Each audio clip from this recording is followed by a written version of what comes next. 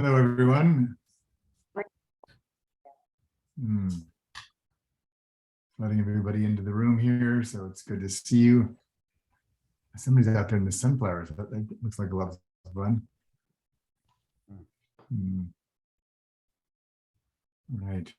Well, we'll just while we're waiting for others to come in, I just want to welcome you. So this is our debriefing of our the WBECS session. Just giving you a chance to kind of follow up and ask any further questions, share what was important to you about the session, and then we'll tell a little bit about what we're doing on our side at the Moment Institute with the work I was sharing with you on the WBECS call. So as we're kind of getting warmed up, I want to introduce Emily Ray. Emily's one of our team members and will be kind of co-hosting this session for us today. And these will be about 30 some odd people this morning. I imagine we'll have a little bit smaller group as we often do in the afternoon. So we can see you all, or at least see your name on the screen. So you're welcome to chime in at any point in time, but also I know some people prefer chat box for you as well. Yeah, it's stairs. The fireplace. So somebody's got some partying going on in the background. Good. So it's not always easy to. All right.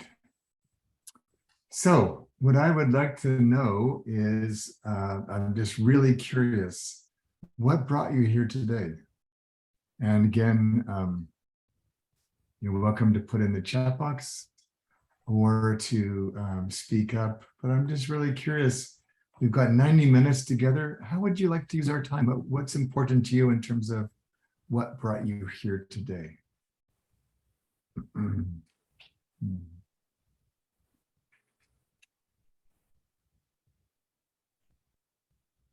So I'll let Emily track our chat box to see what's written there. And if you want to speak up, just flag us down.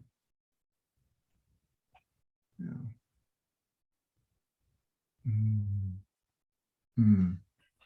So Shelley has added in the chat box the idea of letting go of goals for coaching programs. Okay. Yeah.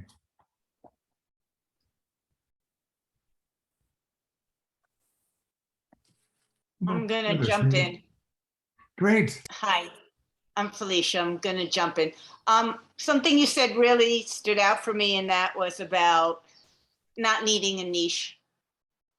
I've been coaching for 20 years, and I said it on a session today. Like, if somebody can give me the name for my niche, because I think as a coach, my main goal is to help my clients build a relationship with themselves, because once you do that, then they can build relationships with others. You have a name for a niche like that? Please, anybody here, let me know. Because I think we get so lost and corner ourselves into these niches, and then we still attract other people anyway. So I don't understand it. And that was one of the many things, because I really loved your presentation. There's only 2 presentations that stood out for me so far with WBECS, and I am one of their facilitators, and yours was one of them. So that's what made me show up tonight. All right. Well, great. Thank you. We have a couple of other things that have popped into the chat area. Laurel added narrative coaching as a reason. And Brian says that during your presentation, you spoke of a bold possibility for the future of coaching. And Brian wants to know more about how to build scaffolding to make that happen in his life and in coaching. Okay. It looks like Kathy has a hand up. Yeah, Kathy. Hi. Hi. Coming to you from New Zealand. I had taken your narrative coaching probably a couple years ago, and it had really resonated. So I was very fascinated to see how your work's continuing to evolve. And it just so resonates for me on so many levels, particularly around moving into an integrative realm, about the fact that it really is about meeting the client where they are and being able to trust in yourself to be able to know where it needs to take where you need to take it, if you can Mm. listen, if you can get still and then move forward with it, as opposed to thinking that it's something that we have to perform, and so that we can show up and get really clean and conscious about how we're showing up. So Mm. it's just been a real inspiration again to have heard you on the WBECS thing. And I had been looking for how to re-engage with your work because of the resonance. Wonderful. Yeah, thank you. Mm.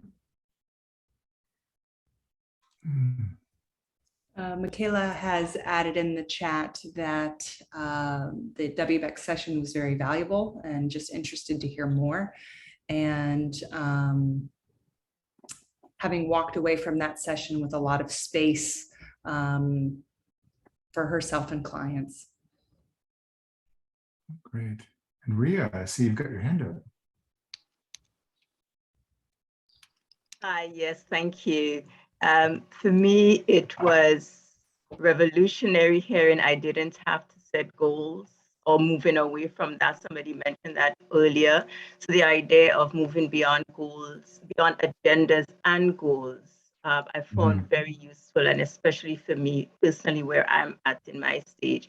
So that idea of structured emergence, and rather just creating the space that's necessary to be able to uncover what is already there. So that's one thing that I probably want to get some more insight in. Okay.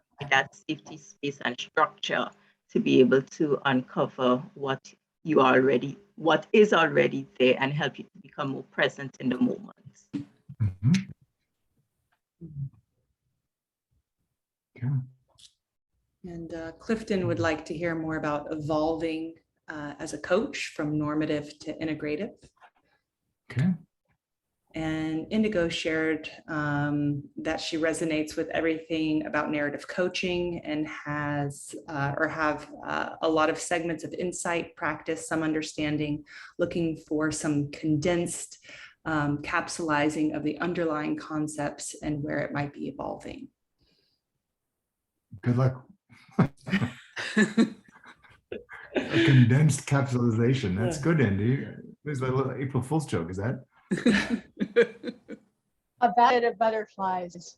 There we go. Please, thank you. Great.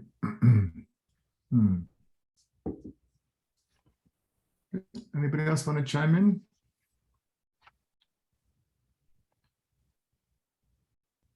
All right. Hello, Wendy. Hi, how are you? Good. All right. So let me just respond a bit to a couple of things that have come up, and we'll use that as a basis for some conversation amongst ourselves, and then we'll see kind of what wants to emerge from that. I like to think of myself as an enlightened pragmatist. I try to do my best to be conscious of myself and others. Sometimes I get there, sometimes not, but I'm very interested in being as awake as I can in the work that I do. And at the same time, I'm a pragmatist, and that a lot of what I've built and teach, I do so because I believe it works, and it works better than a lot of other things that are taught.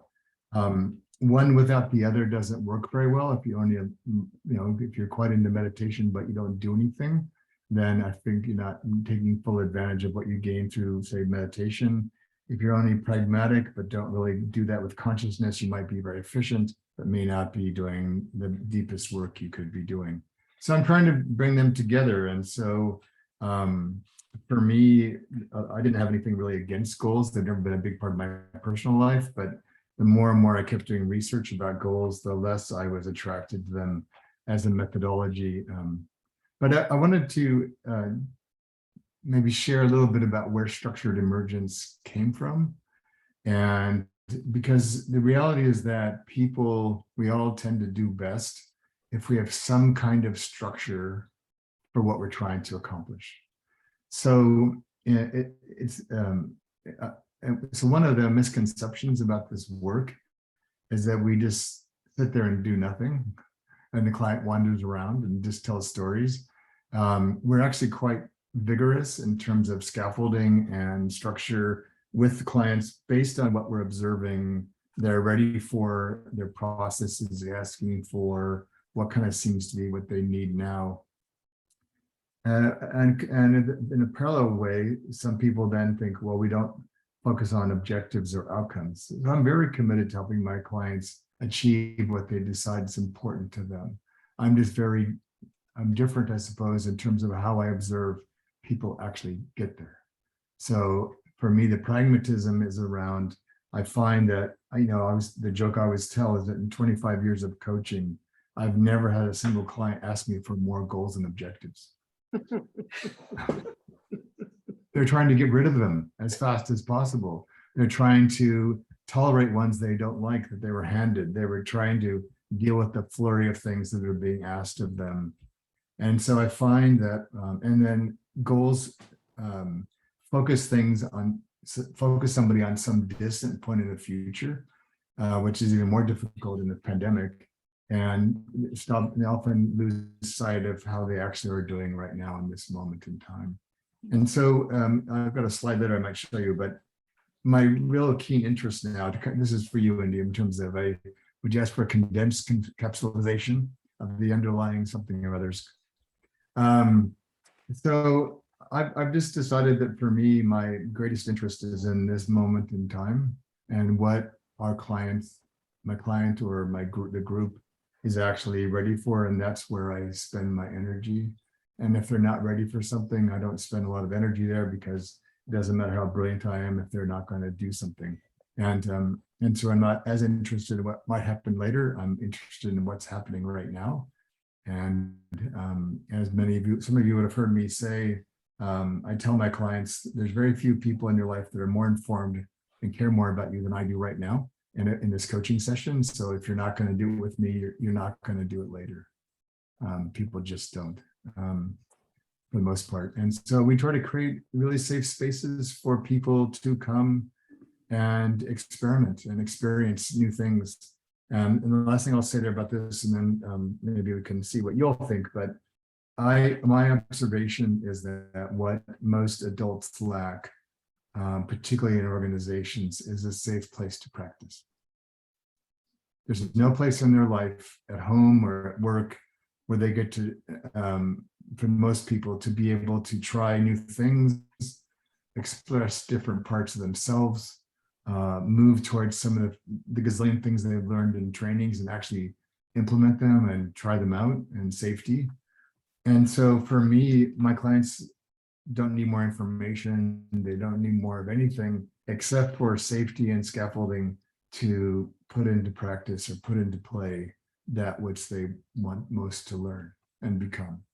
And so that's what we do in a lot of our narrative coaching work. And in our new work with integrative development, we've now found ways to begin to bring that to every moment of their life. Yeah, so that's some of my thoughts about goals. I find them a distraction often, and people talk a bit about the hard work of goals. And I thought, well, actually, I'm working with a client on an AI platform. An AI platform is actually quite good at goal acquisition, goal fulfillment.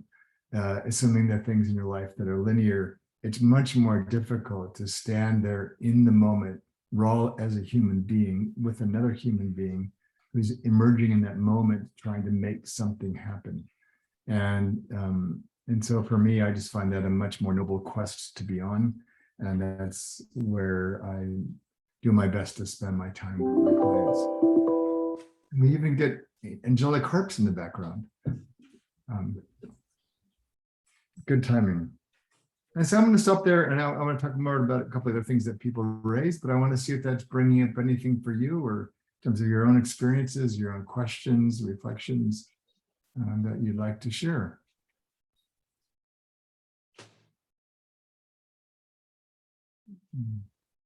You, David. I appreciate that, and I'm going to marinate in that. You had a what? I appreciate that, and I'm going to marinate in that. Okay, got it. Hey, David, I'm curious. Yeah, about about the frame by which goals and objective in this context is, and what is the difference in your frame in your mind between goals and desired outcomes?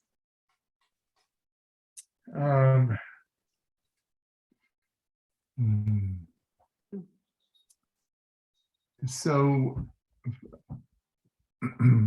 so a couple of things. So like goal theory makes a lot of sense to me. So humans do better when they aspire towards something or when they can envision something. If you don't have that, it's very difficult to improve. What the main difference for me is that even if you think about the lovely phrase desired outcome. So for me, I focus on the word desire.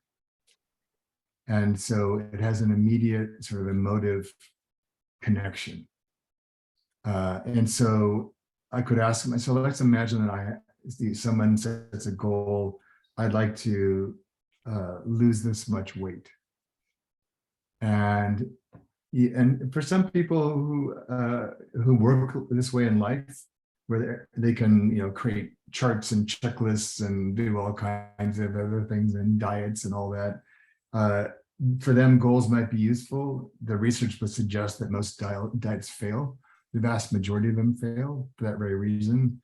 But if I think about desired outcomes, it brings me, at least from a linguistic perspective, more into the present moment. Like, is the choice I'm making right now fulfilling my desire, or is it moving away from my desire? And so the goal for me is assumes that we know what we want, assumes we know how we're going to get there, assumes that that's all going to flow in a certain kind of logical or linear fashion. And for me, I just don't observe life being like that. And so, what I observe, for example, in some of the more pedestrian spaces like weight, that people do better if they're more conscious and foster a sense of self-regard. And then with that comes healthier, more conscious choices. And then the net result of that is they often lose weight. And so for a goal, I mean, there's a whole bunch of stuff I've written about this, but for a goal, it's often the future. And one of the things I've discovered over time is the person who sets the goal is not the person who's going to fulfill it. In order to fulfill a desired new outcome, most people have to change their sense of themselves. And so the person who is in a starting point of setting a goal can't see what actually is necessary or possible because they're still stuck in their old story. And so I'd rather just put them in motion with a series of experiments and support for self-awareness, and then they'll slowly become the person for whom weight is no longer an issue. Thank you. Yeah, that is helpful. Good. Yeah.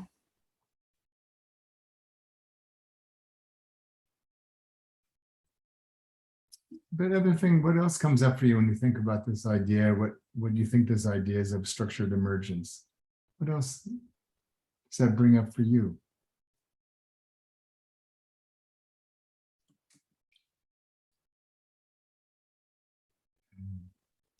Yeah.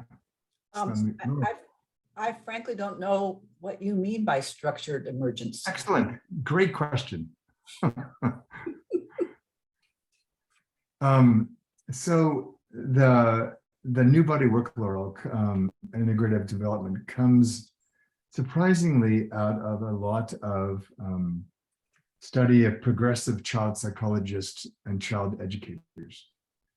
And one of my sort of hypotheses in all that was the difference between children and adults is not nearly as great as we think.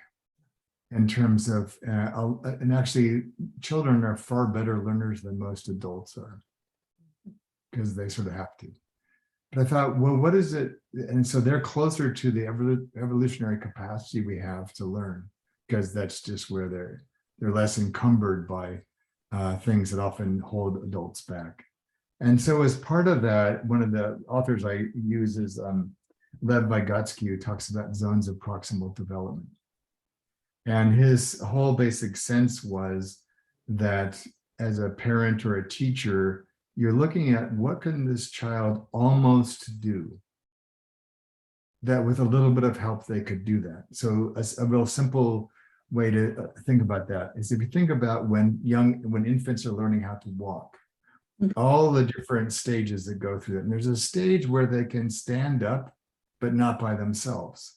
Right. So they grab onto your pant legs or the table or the dog or whatever to balance themselves until they kind of find their equilibrium and they can start to but then they walk for and then they fall over because they haven't quite mastered the notion.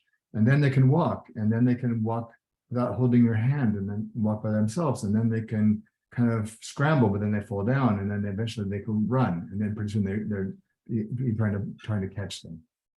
So I believe that adults are no different. That again, why adults don't develop, even adults that have been to legions of trainings in companies, is because there's no legs, there's no pant legs to hold on to. There's no scaffolding for them to actually build up. And so it's like, if you have a veteran executive, they may have been to 30 workshops on effective communication, which is they've started that same journey 30 times. And the better ones who are more self-motivated will have learned as they go, and they might even read or develop on the side, but mostly they're starting over each time. So they can actually build on that journey. And so structured emergence is we're paying attention to, in this moment in time, say in a coaching session, what's starting to emerge for this person in their journey towards what they think they want. And then the structure we create is in real time to scaffold that next step for them and nothing else. And in ID, we actually use this to design whole programs. So for me, part of where this came from is I was just tired of my own arrogance. That makes a lot of sense. Go ahead. What do you mean by whole programs? So I've designed entire workshops, courses, everything with no curriculum. Because I was tired of the arrogance that was thrust onto me that I should know what you need to learn, and in what order you should learn it, and what frames we should use, and how I'm going to measure that. And so for me, you could have 30 people in a room on the same topic, and they'd have 30 different learning needs. Mm-hmm. And so I got just exhausted creating perfect curriculums that accomplished nothing, or very little anyways. And so I started to think, well, what if I were more intimate with people and saw training more as like coaching, and thought, what if we allowed each person to discover for themselves what they were actually ready to learn, and we gave that to them. And so again, it goes back to the courage to just be with people in those moments of discovery, using our expertise in real time in the right allotment or the right proportion for what they're actually trying to learn. And so structured emergence is basically we're observing with them what's trying to emerge in terms of their development, their skill, their self-awareness. And so we might then provide some scaffolding that would make it safe for them to take that step. Yeah. Yeah. And it just seems like it's how children do everything. And so one of the huge blockers for most adults, because we've been trained this way with school, is that I must learn before I do. Mm-hmm. But there's a huge chasm between learning and doing for most adults. And so I would like to create spaces where it's more like children who do than they learn. And which then you need safety for that. So that's what we try to create through structured emergence, is the safety to actually experiment. Thank you. Is it helpful? Very helpful. Good. Thanks, Laurel.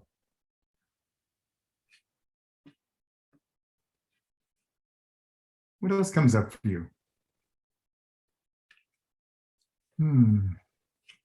So quick question, David, when you say create safety, what does that look like? What does that look like? It's orange and has green stripes. explain further? Obviously. Oh, that's not clear enough. Okay, so my question isn't clear enough then. What does it look like?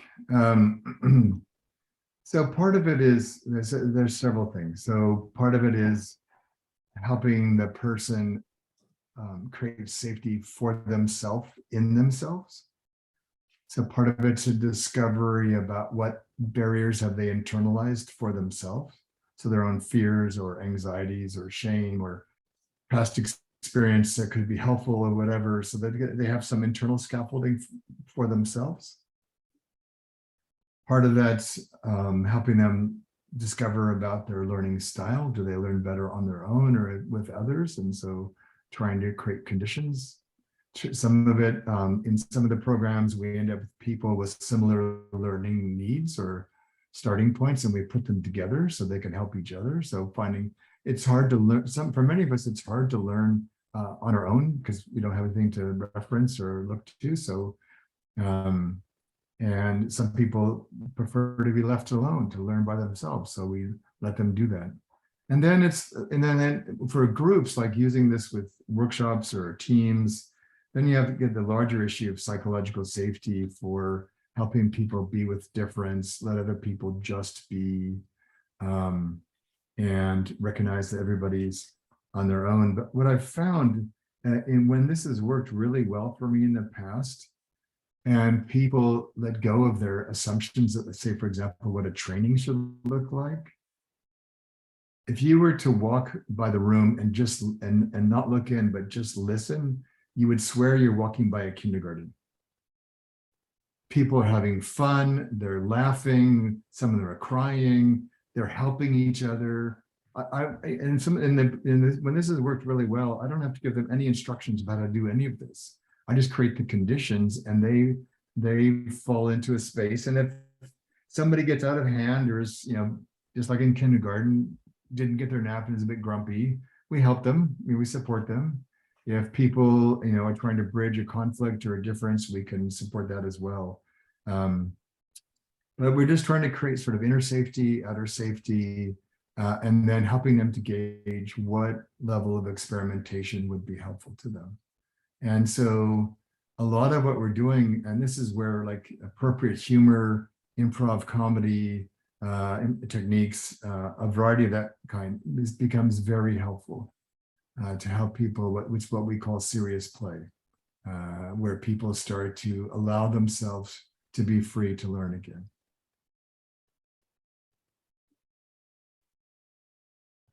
Thank you. But most adults, frankly, have forgotten how to learn because they equate learning with school. Learning and school have almost nothing to do with each other in a way. And so we want to help people channel or tap into more of their instinctive capacity to learn.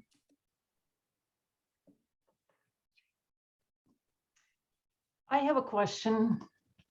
Okay, I'm going to find the voice. There we go. Hi, this is Irina. In your session on Summit, when you were talking about evolving as a coach, you mentioned shifting focus from consumption to integration. Mm-hmm. Great. You extend that. Thank you. Probably I can. And I can actually tie that to the question about normative and integrative. So one of the things that the pandemic has made possible for many of us is the consumption of more training and reading, and we've used, because many of us had more free time because we weren't working as much or traveling as much.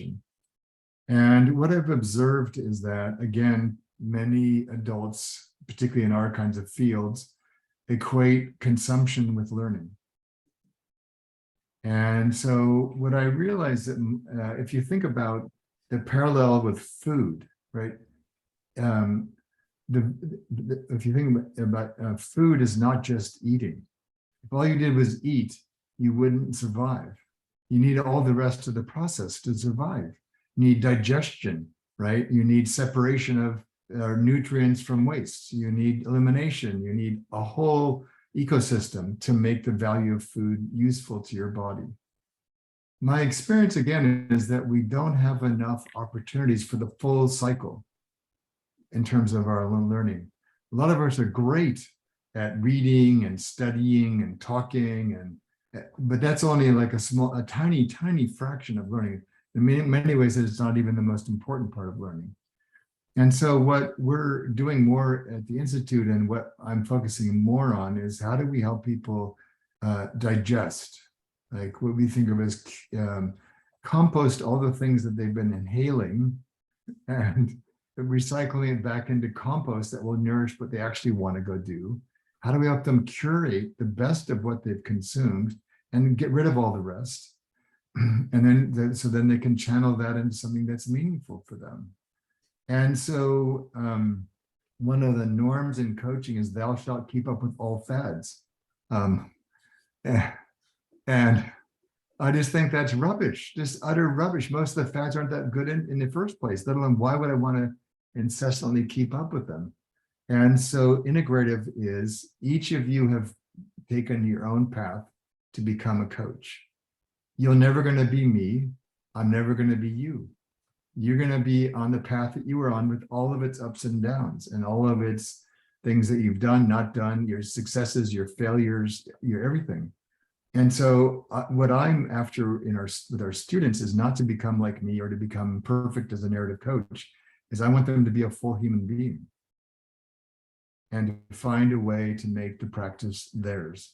And so to realize that we're not trying to all become the same, people like ICF aside, that we're bringing our full humanity to this.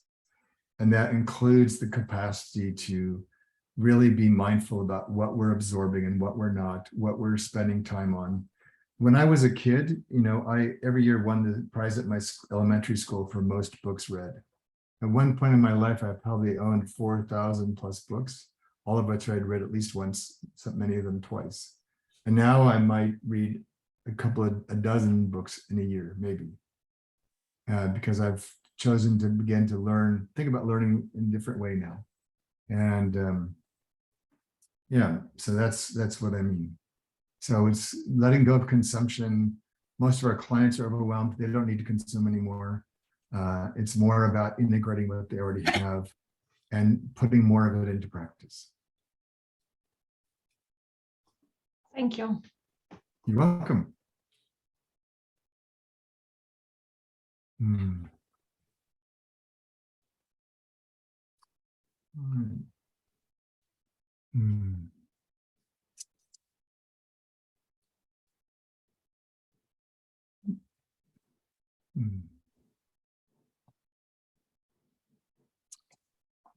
Is there anything else that's on your mind? I think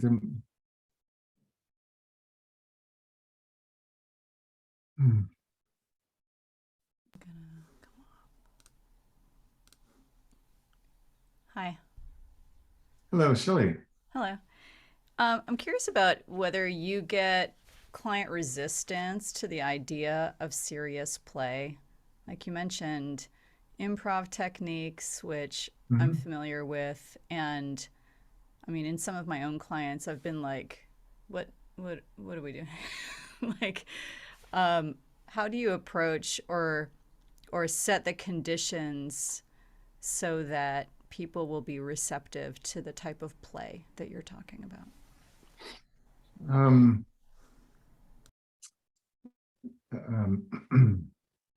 So if we go back to the emphasis on client readiness, I don't bring this into play for people that don't want to go there because it's just alienating to them. But for others, sometimes it takes time. And I look for openings where they're willing to allow themselves to access a different part of themselves. And so I think an example that some of you would have heard, but at one point I was coaching the head of engineering for one of the world's largest construction firms. And he was, as you imagine, a really nice guy, but very quiet, very intelligent, very engineering-like, just very, we build massive things, and I don't have time for this emotions and all this other stuff. But he was a wonderful guy, and he canceled a session. He had to postpone it, got back to the go again. And I said, so what's up? And he had looked different. So I asked him what's up. And he said, well, my mother passed away. And so I had to go fly across the country to where we had to close up the house that she had lived in pretty much her whole life. It's where he had been raised. And so they're going through all these, the belongings, et cetera, as you do when a parent dies. And I said, well, did you keep anything for yourself? I used to be a grief counselor. So that's one of the things I always ask, because people often find huge sentimental value in the strangest things. And so he said, yeah, I kept her address book. So, okay. And he said, and he had it with him in his backpack, in his little work backpack. And it was like all beaten up and wrinkled and a mess. And he said, but she'd had that for as long as I remember her. And she knew everyone. And if you wanted to know anybody in their small town, you went to her, and she'd pull out her address book in the old days before she didn't bother with computers. And he said, it just helped me remember how important she was for our community and how proud I was of her and what it allowed me to see about the bigger world. And he started to get tears in his eyes. And this is a man who rarely even smiled. And so I had him hold the book in his hand and close his eyes and remember his mother. And he shed some more tears. And one of the issues that he had come to coaching for was they had one of their workers was killed on a job site. And he was new in his role and was going to be asked shortly to go out and do kind of a service or a commemoration with his buddies on the job site. And he'd had no idea how to do that. It was way beyond what he could have imagined himself doing. And so this work of holding the address book in his hand and remembering his mother, I said, and had him become aware for the first time of his body and what was happening and what he was feeling. And I said, so what if when you go out and talk to the men and women in the field, you just remember this moment of holding your mom's book in your hand? And what that did was give him access to a part of himself that I'm guessing he probably never had access to before. And so we did some other things around that. So I'm always looking for openings where somebody recognizes the way to get to what they want is through a door they've probably never walked through or have not often walked through. And then once I could do that with them, then we use that experience as a building block or scaffolding for other parallel things in his life that would give him a sort of a running start at leadership skills that he had never really developed very well because he perceived they weren't necessary. And so, it is rare. I mean, it's rare to have a client not engage in serious play at some point before they're done. It doesn't happen very often. It just takes some of them longer to get there. And one of the things you have to be really careful of is that sometimes people have opted to not show up in certain ways or express certain things because it's not gone well for them in the past when they've done so. So you have to sort of walk a fine line. So you're always using humor that comes from the client, not from you, in a way. You're building on their own experience, not bringing humor to them. So I don't make my clients do improv, but if I can get a client to laugh at themselves, right, and sort of make a little bit of fun, like, yeah, that's me. I am like that. And then there's an opening because there's a part of them that would really like some healing in that space. And so I follow their lead about what then becomes possible for them.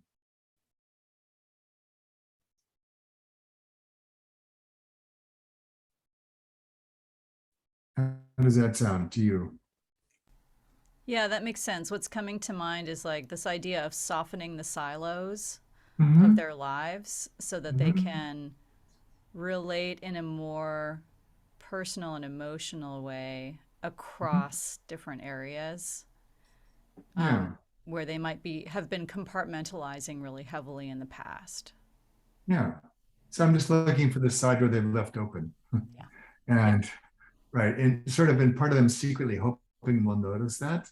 Part of them's a bit defended, but part of them like, but I hope he sees that, right? And so then, and they're not going to offer that to you openly, but often, but you can, if you're observant enough, you kind of notice those little openings, like you said, with something is softened, and they're more available to work in that space. Thanks. Mm. Mm. Mm.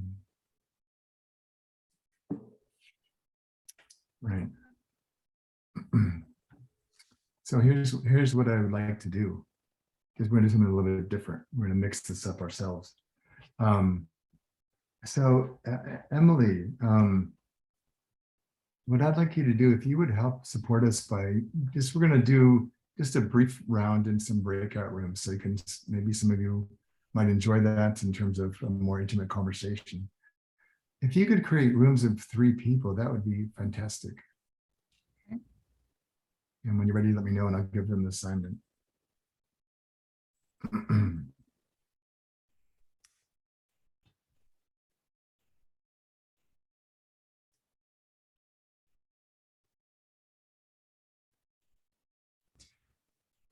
David, I'm running into an issue that I cannot choose 3 people to a room from the level of permissions I'm currently operating under. I wonder why. Well, we can fix that. All right. Well, there you go. Okay. All right. So they're all set. So what I would like you to do in your rooms is like you each maybe just to start your conversation by saying hello, but just having a moment of silence and think for yourself, what is one thing I could do differently in my practice if what David is saying is true? And like what really stands out for you? Maybe about a place where you're wanting to stretch a bit in your practice, or maybe a particular client comes to mind, or opportunity. And just to, and when you're sharing with your 2 peers, I'd like you to share kind of more from your belly or your heart, not your head. I don't want you to describe this. I want you actually to feel what it would be like for you yourself to do this. Like you might say, I have a client who's really struggling and deflecting and distracting, and I realize that I would like to be more courageous and speaking the truth of what I'm observing to them, and I'm not, and I'm really curious now why I'm not doing that. So just to speak more from your sort of deeper self, not just analyze something in your head, but just to share about what, is there something about all this that's inspiring you or informing you about what you might do differently in one dimension. Okay, I'm going to open up the rooms. We'll see you in about 15 minutes. So we had a few other people join us, but a few people had to go and a few more joined while you all were in your small groups. But I'm just really curious if what emerged for you in your small group that you might want to share with the rest of us. Yeah, Wendy. So what came out about this sense about, by the way, one of my favorite phrases that was given to me as a gift is letting go with grace. And so in thinking about, what you might want to add, what stretch, sometimes stretching is letting go. And as you know, Michelle and Stephanie and 2 others and myself have been working on a big project with very ID in many ways. And so my sensibility about what I want to let go of, and I want to do it with grace, is to just let go of a little bit of structure. And I don't exactly know what that means in this total kind of project that we're going to do. And yet letting go of structure will be, a little bit of structure will be a good thing. So that's what I came up with. Okay. And what will it mean for you to let go of a little bit of structure? Oh, I think the project will be better and the client will be better served. Okay. I mean, one of the things in our group is that we function in our group with each of our planning sessions, and we meet every week. It's very ID and how we do and what comes out of it and how it shifts and changes and stuff like that. So within our group, it's really ideal. I'm thinking a little bit more about with a client that is a government client and therefore has many structure requirements and how to work with it with a little bit of shift. Yeah. So it's certainly Great. something that Stephanie, Michelle, and I and our two other colleagues can work on. Yeah, great. Thanks. How about the other conversations? What emerged for you?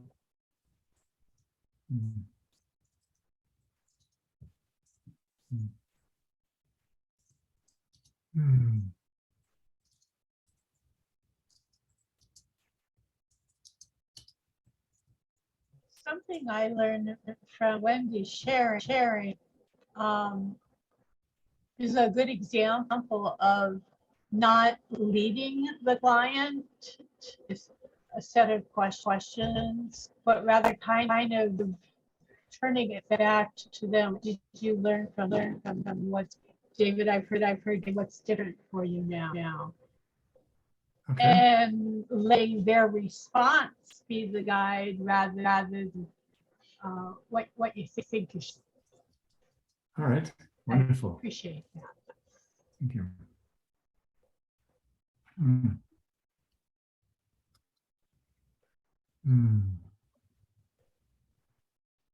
Anyone else feeling inspired?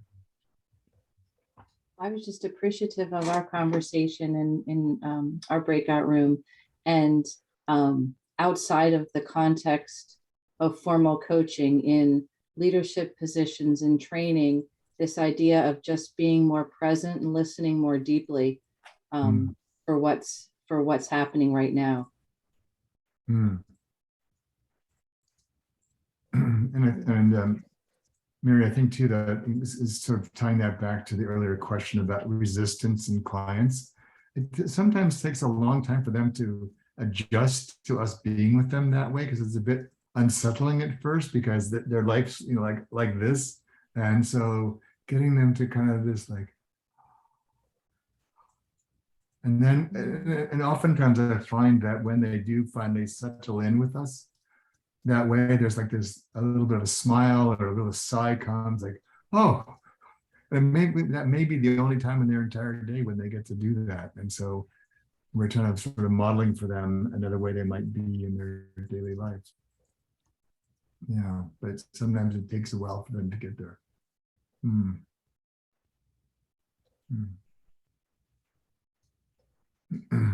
All right.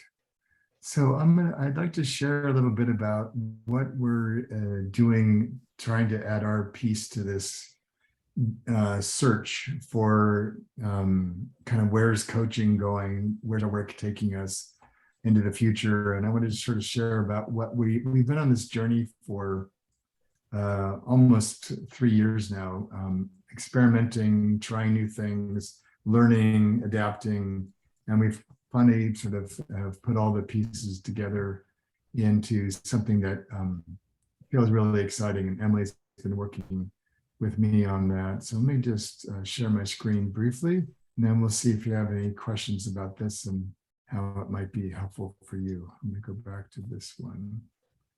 Yeah, so can you see my screen?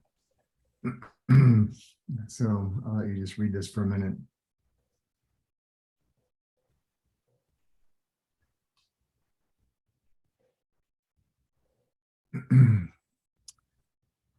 So one of the many things we can learn from children, there's nothing quite like when a child can be so absorbed in one thing, one tiny thing for endless periods of time. And part of that, they have this innate sense of the beauty, I suppose, of a moment. And I think for me, a lot of this work is an invitation to deconstruct a lot of these things we've built up and making them more available to people in smaller bits, and to, even in difficult moments, help people to learn. So that's really what we're trying to do, is really explore sort of the art and science of all of that. And so we do that right now in these sort of three ways. One is we teach two traditional programs in a way that offer certification. One's in narrative coaching, one's in integrative development. And on the 1st of June or so, we started our lab, which is where the programs will sit. So one of the ways that we're adapting to this new world and living out our own work is that we're moving away from a program-centric business, which is for me an old model, and moving all of our learning into a community space, so that visitors, interested bystanders, students, graduates are all operating in the same space. We'll still have a pathway to get a certification, but it will be now done in a very different context to make it such that you're learning as much from peers as you are from me and the material. And we're finding that this is allowing people to approach the learning more in their own way and actually help it become more ingrained in them and more applied by them much sooner than having to move your way through a traditional program.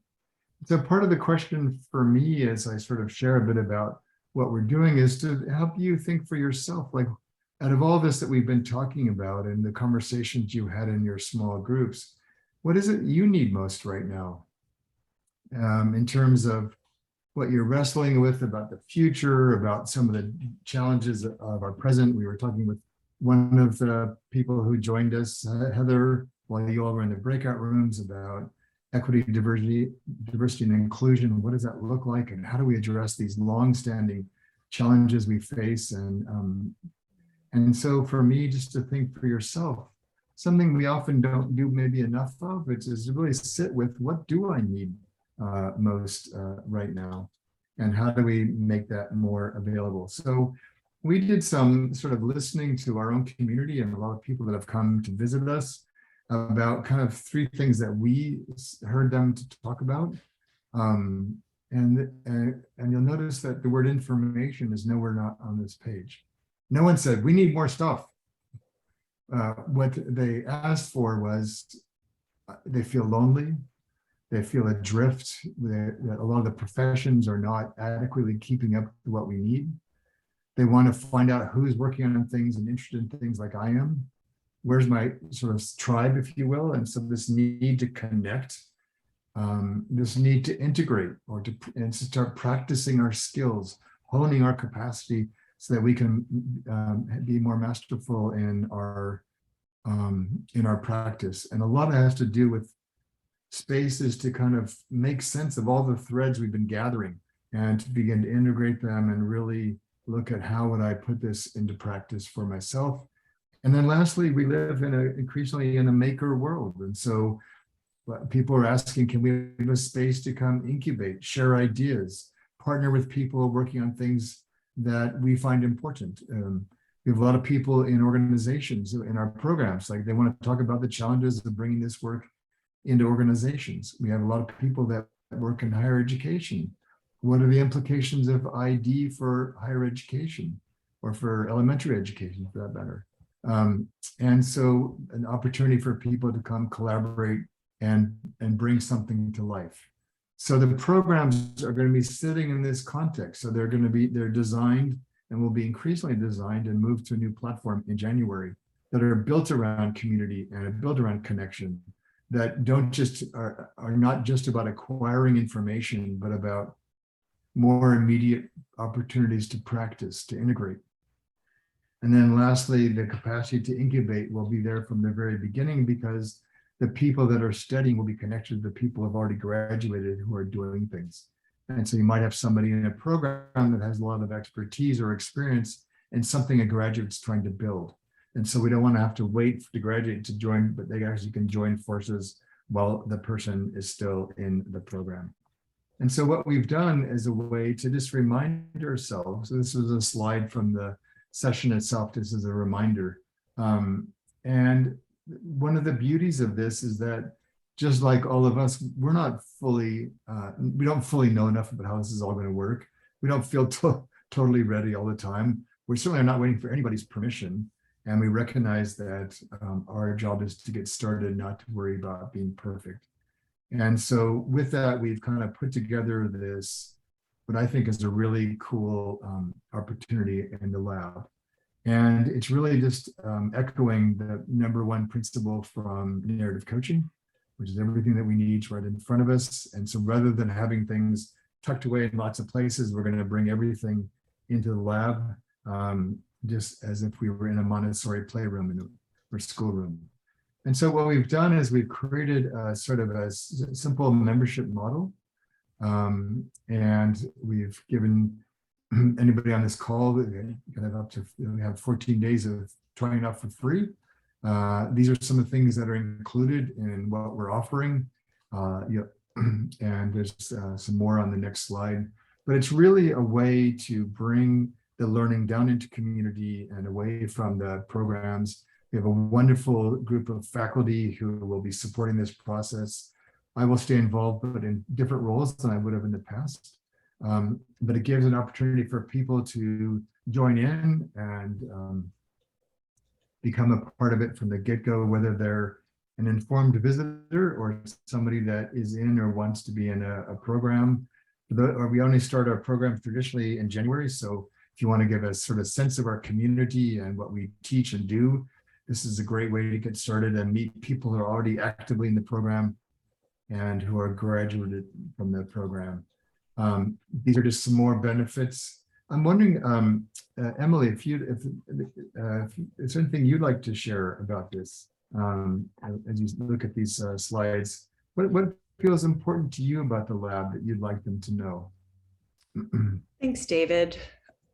I'm really excited about the lab because to me it is a through line of our experience in and around the Moment Institute. So whether we got here from narrative coaching or interests in integrated development, perhaps a retreat, or even from this call, everybody has joined from the WBECS presentation, and it becomes continuity of experience and relationships and ideas, and it offers both structure in terms of a place, accountability too in terms of timing, in that we are offering both live sessions once a week and the ability to support that with asynchronous discussion, which just provides a beautiful on-ramp to programs, or a nice way to continue the conversations with your cohort members and with new friends on the other side of those programs. So for me, it just feels really like fertile ground to talk about what's next. Not to necessarily learn anything new, but to apply what we're thinking and feeling and seeing in our respective professions and areas.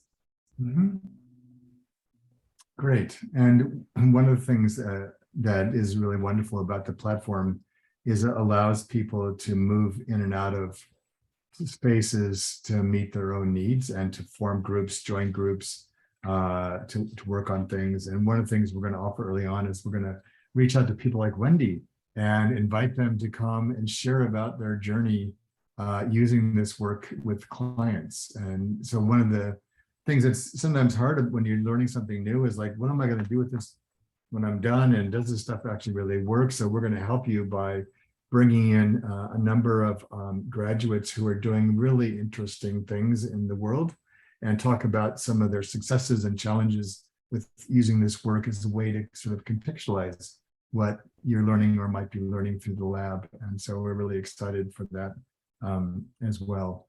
And so we're just going to put this together sort of as a 6-month sort of introductory sort of pilot to get us started. We've got 2 more free open houses coming up in June.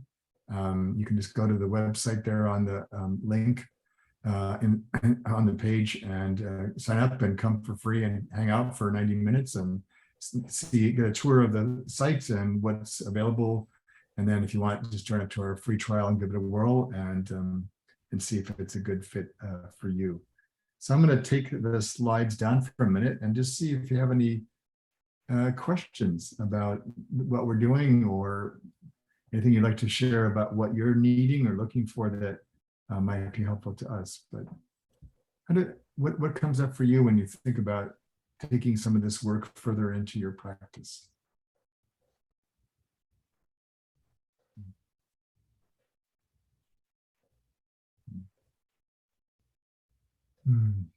Wendy. Just for all of you, because I think we're all at some maybe different stages, and I'm certified in narrative coaching and ID.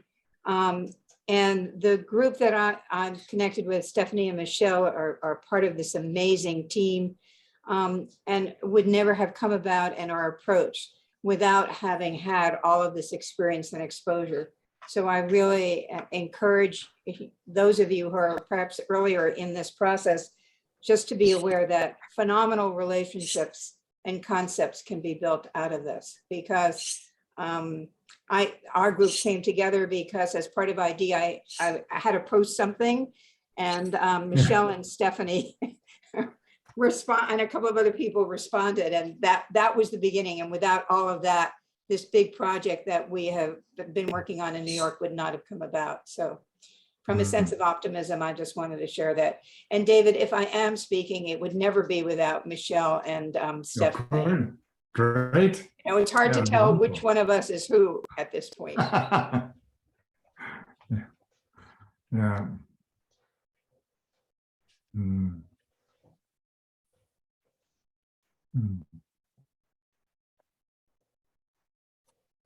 Other thoughts or questions?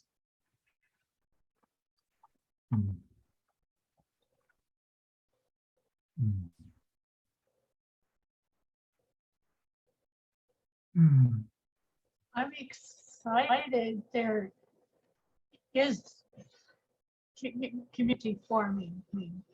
Good.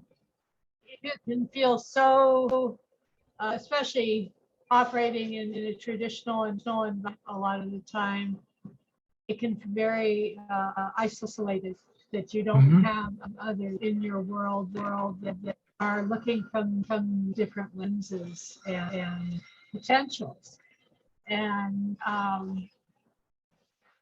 a lot of time, especially in my younger years, my mantra was, I don't fit. And now there's this whole community. I feel I fit, and that's happy. Great.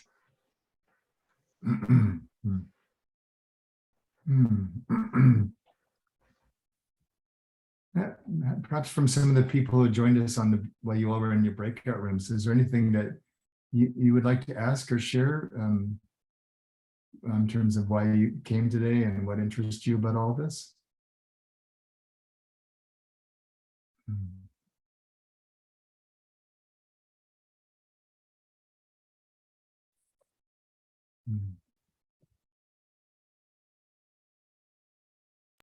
Yeah, somebody's raising their hand, they're moving, so I'll go find them again.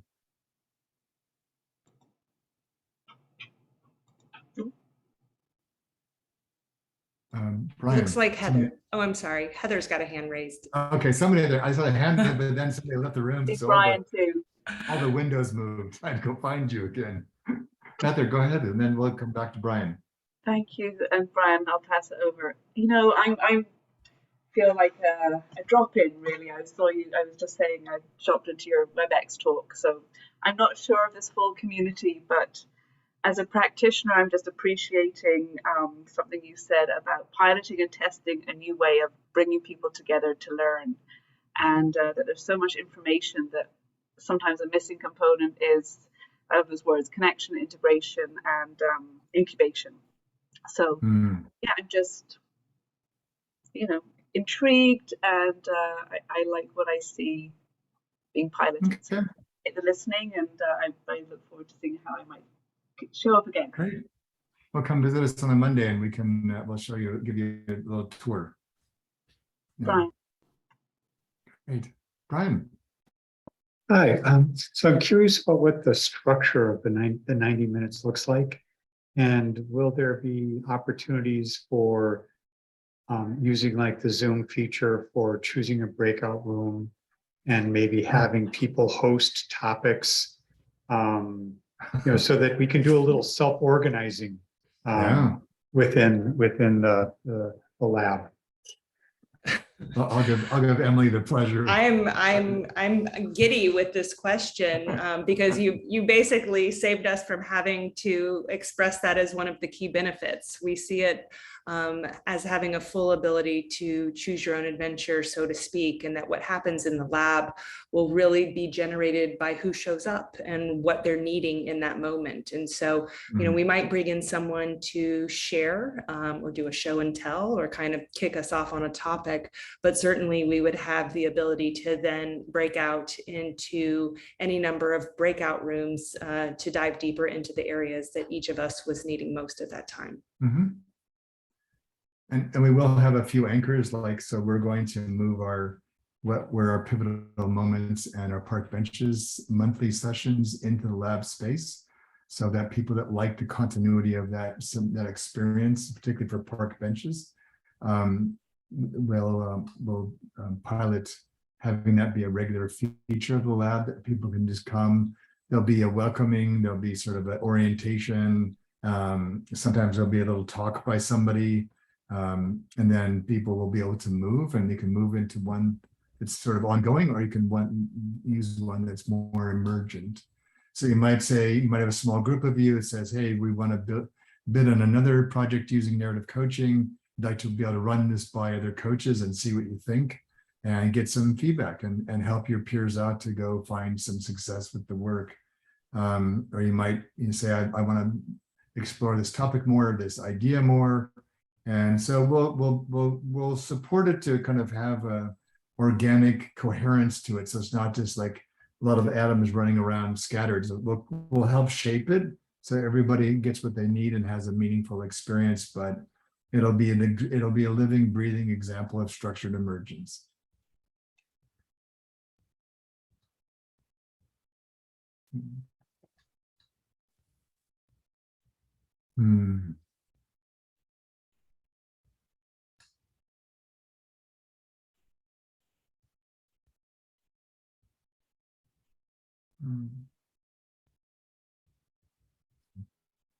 Michelle, you always look like you're about to give a beautiful speech. You have this you see this building wonderful energy. Is there anything you'd like to share, or is it just to your own? Oh, my body continually tells me stories about what's really going on, and it really, when I was with Shannon and Brian, just in that moment of silence, which was to start us off, I was with your work, was just really noticing what was happening just in that silence to then share what is it that I want to do different. But there were some words I hadn't heard from you before, and I suppose I want to thank the person who started the question about goals, because the words that you said, person who sets the goal is not the person who will fulfill it. And so if we really sit back and think about that as practitioners, how that the whole conversation can change within ourselves, our own goals, or the client as well. So I have a sense of just this great, like I said, these stories are coming through, which is just really grounded me. My feet kept coming off the ground and I kept putting them down just to stop, to say, is this real? What I'm feeling inside myself. So thank you. That's what's going on within me anyway. Okay, great. Thank you, Michelle. So we just have a couple more minutes. Is there anything that anyone would like to share in sort of parking for today? Thanks, Carolyn. Good to see you. Any other sort of parting reflections or anything you'd like to share to feel complete for today? I'll share, David, from our breakout, which is with Armstrongs and Elena, who just already left. we were talking about creating a safety. What does that mean in the context? And but what came up is we create safety when we feel safe ourselves. We are feeling safe in us, that allow the safety to be there, and the idea of feeling safe and not worrying too much. I have to figure out what is next, etc. So the practice is, what are some of the practices to return to ourselves so I can be fully here in order to be fully with you in that. Yeah, so that's part of what our exploration around safety.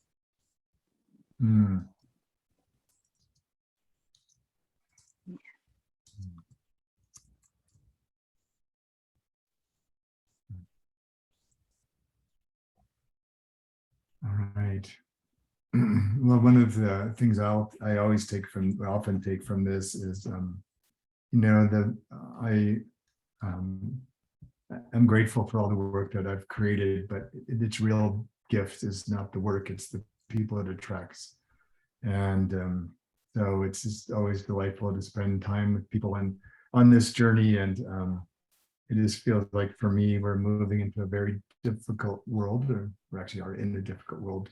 I sense it will get even more difficult. And so I just sort of have this notion of, if we can stay connected to each other and plant some trees to create some shade and places to rest, and kind of help prepare the next generations of leaders that will hopefully find a way through this with us. Yeah, and so that's really the value of this for me. It's disguised as narrative coaching and integrative development, but it really has a much deeper purpose. So I'm grateful for you all to come. I'm glad to share this time with you, and I hope you'll come join us for more. So thanks to Emily for helping to host this space, and we'll see you all again down the road.